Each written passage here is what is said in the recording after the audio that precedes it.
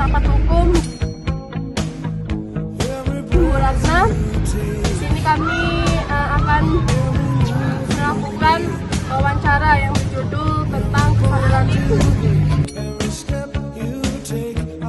Nama saya Muhammad Iqbal Dulani, NPM saya 25742010092. Nama saya Rajwa Amru, NPM saya 2574210108. Nama saya Muhammad Iqbal, NPM saya 25742010053.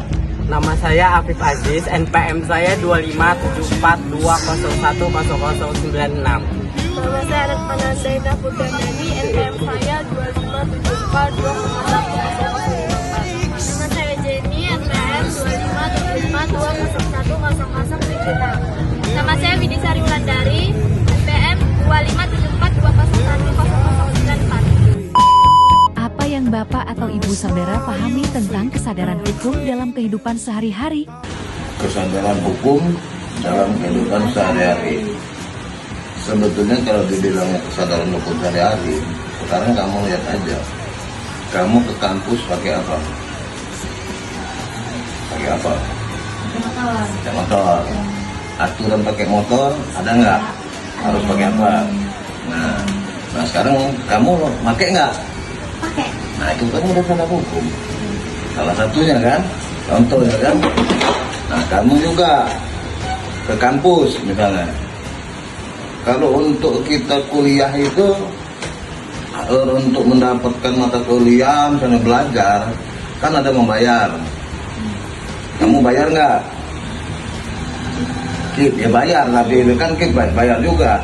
Nah, kemudian kamu datang nggak dengan aturan sekolah kan misalnya harus masuk kuliah jam 8. Tepat nggak kamu jam 8? Itu kesadaran hukum. Nah, jadi kalau melihat kesadaran itu bisa berkaca dengan diri kita sendiri. Karena setiap kita melakukan sesuatu di dalam masyarakat itu pasti ada aturannya. Ya kan? Ada aturan. Kamu ke kampus pakai motor, kamu harus mengikuti aturan lalu lintas. Ya kan? Harus pakai helm, ada SIM apa enggak. Nah, kalau selama kamu mengikuti, itu namanya kamu sadar hukum.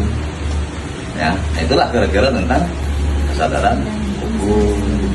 Itu ya, kamu kuliah dengan mengikuti bahwa kuliah itu harus mahasiswa datangnya mulai kuliah jam sekian, jam sekian.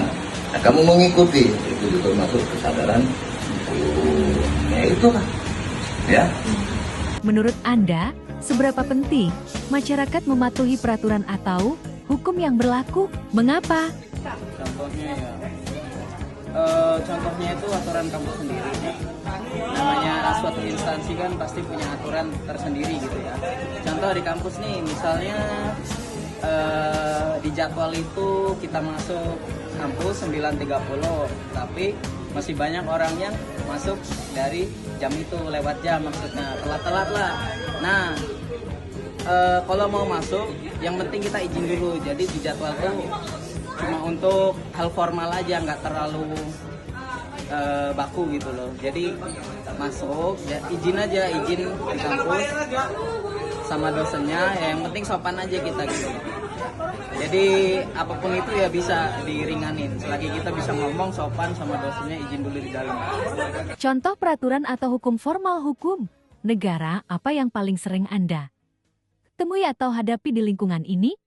Kalau yang saya lihat berdasarkan lingkungan saya, kan saya tinggal di perkotaan kan ya, tentu saja berhubungan dengan lalu lintas. Nah, hukum formal yang berlaku itu diatur dalam Undang-Undang Nomor 22 tahun 2009, itu mengatur tentang lalu lintas. Bagaimana hukum formal yang diatur dalam negara itu mengatur masyarakat apa sih yang tidak boleh dilanggar saat mereka itu ada di jalan raya.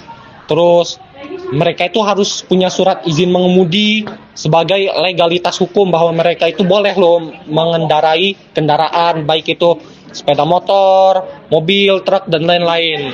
Nah, ya itu yang paling sering saya temui. Sejauh mana Anda melihat masyarakat di lingkungan ini mematuhi peraturan tersebut? Berikan contoh keberhasilan atau pelanggaran yang terjadi. Kalau kita bicara masyarakat berarti kan kita berbicara total keberagaman masyarakat ya. Ya kita semua tahu dong, pasti masyarakat itu ada yang patuh dan ada yang tidak patuh, ya kan? Ya kalau kita bicara soal mana yang berhasil, contoh peraturan administrasi deh.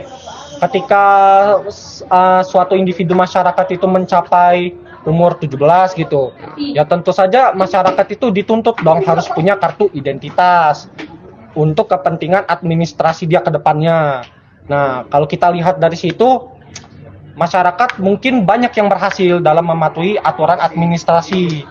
Nah, terus kalau bicara soal gagalnya masyarakat dalam menjalankan sebuah peraturan, ya kita bisa lihat di jalan itu bagaimana masyarakat itu mematuhi atau melanggar rambu-rambu lalu lintas atau aturan-aturan yang ada di lalu lintas. Contoh, banyak kan kita ngelihat pengendara itu melanggar lalu lintas itu, contoh melawan arus gitu ya.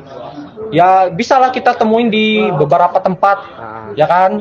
Contoh kalau kamu tahu itu ada di tempat Unila, di depannya itu kan ada orang tahu. dia rela melakukan pelanggaran lalu lintas demi mempercepat jalan dia gitu. Nah, itu aja sih. Apakah masyarakat memiliki kewajiban moral untuk melawan hukum yang tidak adil? Kewajiban moral untuk melawan hukum tidak adil. Contoh hukum tidak adil yang gimana misalnya? Kira-kira hukum yang tidak adil gimana misalnya? Tidak seimbang. Ya karena namanya hukum ini kan keadilan itu kan relatif. Ya, yang kalau kita bicara keadilan itu relatif. Adil menurut kamu, belum tentu adil menurut. Nah, jadi kalau kita berbicara keadilan, ya harus mengukur dengan kita dulu. Adil nggak menurut kita, dan bagaimana adil nggak menurut orang. Minimal hukum kan harus melingkupin semua. Adil bagi yang kelas 1, bagi yang kedua. Nah kemudian kewajiban moral kita untuk menegakkan hukum yang tidak adil. Ya selama kita ini emang ditugaskan gitu. Kita melihat misalnya, kamu di lingkungan rumah kamu sendiri aja. Ya, lingkungan rumahmu, kira-kira ada orang melakukan KDRT. Ya, tetanggamu. Ya kan, tetanggamu misalnya ada satu keluarga yang ribut terus. Nah, ini kan kamu kewajiban juga. Artinya kamu kewajiban melaporkan minimal ke PRT misalnya, jangan keluar berwajib dulu, karena nggak semuanya langsung ke berwajib, ya kan? Mungkin misalnya ribut di rumah tangga hal itu, ya ke PRT, itu kan kewajiban moral. Untuk kita adilan melihat soal istrinya dipukulin sama suaminya misalnya, ya itu kan kewajiban. Jadi ada sesuatu kewajiban moral itu ada yang kita memang harus kita melihat yang ketidakadilan itu memang kita harus artinya bertindak.